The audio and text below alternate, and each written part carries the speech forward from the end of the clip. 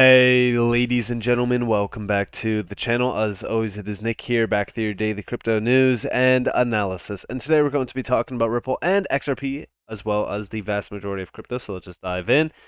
And let's start off with this tweet here. So we do see Justin, the White House says crypto assets do not offer any fundamental value, nor do they act as an effective alternative to fiat money. I find it very funny that we constantly have to get reminded that crypto is utilized for thieves, for illegal activities, and crypto is basically useless, it's valueless, doesn't have any value tied to it at all, fiat currencies are still king, blah blah blah, all this nonsense. And it's almost as if they are scared of crypto, or maybe it's maybe it's just becoming a systemic risk to fiat currencies and their dominance. Like, I think that's a great way to look at crypto as a major threat to the traditional system, and this is why these big names have to constantly drag crypto and talk down on crypto. And I've even said this around like the bankers and the central banks. Central banks are always talking about how crypto is this, that, whatever, and then they push CBDCs. You ever wonder why? It's because crypto threatens their dominance within the banking and the financial sector. But we do see down here, the White House released its economic report of the president for 2023, and it contains a section on cryptocurrencies that is sure to raise some eyebrows. The report states that crypto assets do not offer any fundamental value, nor do they act as an effective alternative to fiat currency. This is a significant statement from the White House, as it suggests that the administration is not supportive of the cryptocurrency industry. The report goes on to say that digital assets that have proven to be highly volatile and subject to fraud. Interesting. But yeah, I mean, as we do really kind of look at this, I do believe that the main reason why we constantly see these articles, we constantly see, crypto being talked down upon, is this. And here we have, where do we stand? We stand for bankers, Christine Lagarde. Christine Lagarde, ECB, admitting that if the central banks don't do a central bank digital currency, they lose control. They want to expand control over your life. Listen closely to this. Where do we stand? We central bankers. We have been operating as a monetary anchor in relation to the commercial banks and the private money. If we are not in that game, if we are not involved in experimenting, in innovating in terms of digital central bank money, we risk losing the role of anchor that we have played for many, many decades. And we have historical examples of period where the central bank monetary anchor was not there, and that precipitated crisis after crisis. That certainly was the case at the time of the free banking in the 19th century. Do we want to go back to those days? Probably not. I would say certainly not from our vantage point, as a result of which we have to respond to the demand for those digital payments in order to maintain the role of anchor that we have been playing regularly. And again, this is also why I mentioned in yesterday's XRP video, I said, decentralized finance.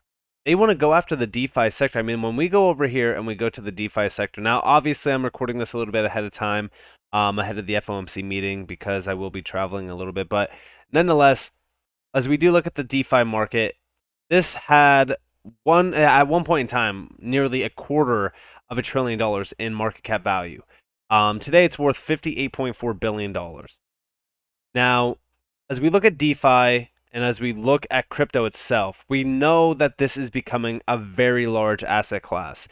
Right now, even at the all-time high back in November of 2021, drops of water in a bucket. This market, I've talked about it many, many times in the past. I believe that this is a $100 trillion asset class. The value that's being disrupted alone, right? Let's talk about that. The value being disrupted alone by digital assets and DLT technology itself is extremely vast. It's in the hundreds of trillions of dollars. So when we take a look at that, yeah, if I was a central banker, I would 100% be concerned about crypto and crypto's dominance. Crypto is becoming a focus point. It is becoming a main talking point, especially from these big elites especially around the central banks. Central banks are definitely concerned right now because they are losing control. DeFi is being targeted because of individuals moving from banks to crypto. And it's only a matter of time until we get proper regulations that allow crypto become the main focus point going forward on in time. I do believe that crypto is going to be the infrastructure that nearly everything runs upon. Now, is that, hopeful thinking? Sure. But I do believe that that is a world where I personally see the people, the retail sector, taking control back. Because if we get CBDCs, well, guess what? Our entire life will be controlled. Central bankers will be in control of everything. Remember what I said about the digital euro? They already wanted to put spending limits on you. They also wanted to put things that, they wanted to put limits on things that you can buy. Oh, you bought too much meat this month. Your carbon offsets are, you need to purchase carbon offsets, or oh, you need to go and eat this or do that. Like, it's ridiculous on some of the subjects that these CBDCs are discussing. And also, by the way, these central bankers and even like the White House, right, with this report around fiat currencies, like, oh, crypto doesn't act as an effective alternative to fiat currency. Now, listen, you know me. I'm not a massive fan of Bitcoin right now. I think that long term, everyone that was going to get rich off of Bitcoin already got rich off of Bitcoin.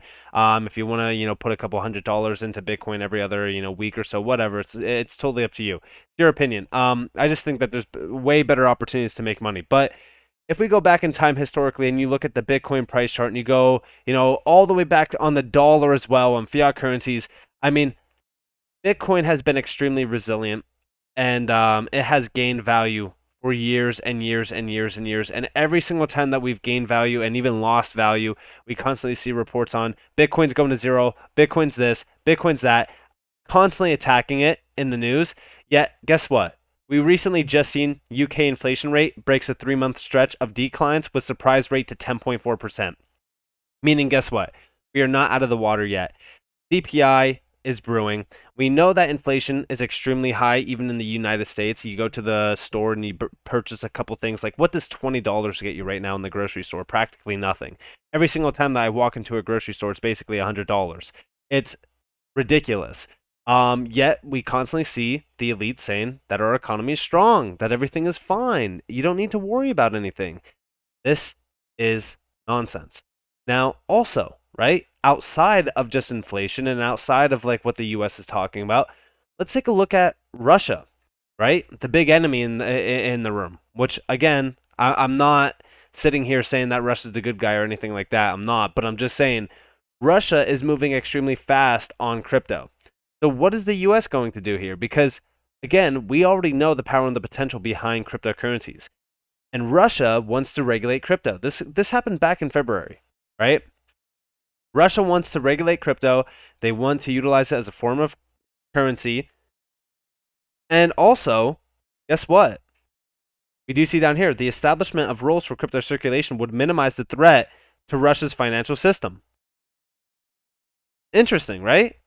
The establishment of rules for the circulation of cryptocurrencies and control measures will minimize the threat to the stability of the financial system and reduce the use of cryptocurrencies for illegal purposes, since a complete ban on the segment of operations related to their circulation is impossible. They want proper regulations around cryptocurrencies, which I agree. I think that we need proper regulations, but they want to adopt crypto. They want to utilize crypto. So they want to have proper regulations around this, and they want to source the power and the potential of cryptocurrencies. And I do believe that this is the case as well around the world, except in the US. I mean, in the US, we constantly are seeing this back and forth battle between, regulators and crypto, because guess what? They want to protect the bankers. The bankers are the big focus point. You see over here, Russia and Iran eye up trade using cryptocurrencies to avoid dollars and sanctions. This happened back in January 18th. Do you think that this is going to stop? Absolutely not. These nations realize the value of utilizing crypto for trade, for cross-border payments. They understand it. They realize the true power behind, cryptocurrencies as a actual currency. And also, remember, last year, Russia and Iran launched a trade settlement system using their own currencies, with the first trade taking place on July 19th. And also, over here, why the role of crypto is huge in the Ukraine war. This is from the World Economic Forum, March 16th. Crypto donations worth hundreds of millions of dollars have supported Ukrainian war efforts. The decentralized nature of crypto allows digital currencies to be traded quickly, making them a useful tool for getting money into conflict zones. Given the potential benefits and risk associated with crypto, public and private organizations across sectors are considering new regulations. But didn't we just see the White House say that it has no value and it's not an effective alternative to fiat currency? Kind of sounds conflicting, right? I mean, it truly is remarkable to see cryptocurrencies constantly being dragged by these big names, these big elites that are protecting the bankers. But then we also see crypto being utilized for huge use cases, and also we're starting to see even more moves away from the U.S. dollar as well. Like this is a huge deal. Like this going all the way back to January. Like most people just wrote this off as it's nothing. But as we do look at China and Russia, they're moving extremely fast. China and Russia affirmed economic cooperation for the next several years. Remember what I just talked about? I talked about them moving fast against the US. The affirmation of Russia China economic cooperation comes as the US and its allies have sanctioned Russia over its unprovoked invasion of Ukraine. Prominent on the list was increasing the use of local currency, Chinese state media said. Yeah, they want to move away from the US dollar because guess what? Although they want to say that crypto does not act as a effective alternative to fiat money, it doesn't need to. Fiat money has already failed. This is why nations are moving away from it. You see over here as well, Bank of Indonesia to transition away from Visa and MasterCard. New payment systems are on the rise. Now, are these guaranteed to be, used for crypto or used on crypto rails? Not exactly. But it's still the idea that we are seeing effective measures being taken against the US and the US dollar. Russia has overtaken Saudi Arabia to become China's top oil supplier. Saudi Arabia is loading up on Russian diesel, importing millions of barrels. Saudi energy minister recently said they would stop selling oil to any country that imposes a price cap on its supplies. Focus on the bigger scenario here. We are seeing the US lose this financial war every single day. You see over here, Russia and China say they oppose all forms of hegemony as BRICS countries continue to accumulate gold. We are witnessing the early stages of their efforts to expand their economic influence by attracting new countries to join their bloc, multipolar world. And I just talked about this, right? We are seeing the BRICS expand rapidly, utilizing completely different payment systems and mechanisms, and also they are sourcing crypto as well, which is going to ignite a fire that is going to spread so fast. We are going to see immediate regulations and immediate use of crypto. Whether, again, these central bankers want to admit it or not, it is going to spread fast. It already started. What do you see over here? U.S. gold exports. In February, gold exports to China reached 58 tons, valued at $3.5 billion, up from January's 26.1 tons. In February, gold exports to India reached 25.6 tons, an increase from January's 3.2 tons. These are two of the largest gold consumer markets globally. We are seeing the BRICS accumulate massive amounts of gold.